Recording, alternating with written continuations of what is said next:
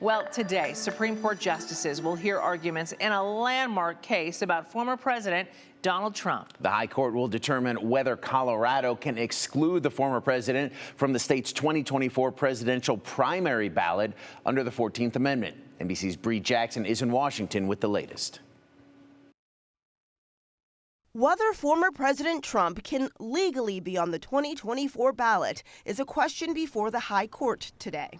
This after Colorado's Supreme Court kicked the GOP frontrunner off the state's Republican ballot, citing his role in events leading up to the January 6 attack on the U.S. Capitol.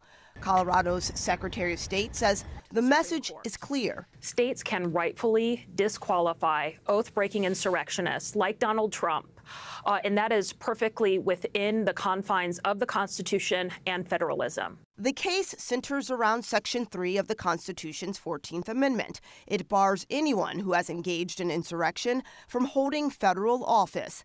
Trump claims the case is an effort to stop his latest run for the White House. They want to silence me because I will never let them silence you. The Trump campaign called Colorado's state Supreme Court decision flawed, and his lawyers appealed to the Supreme Court.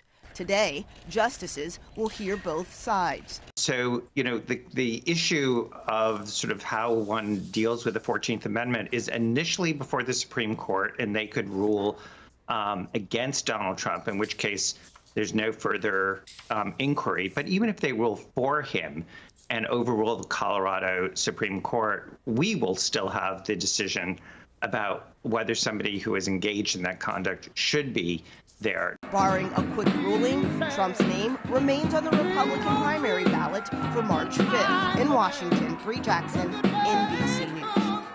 Now, even if the High Court rules against former President Trump, he will not be immediately disqualified from running. The issue will then return to individual states to decide.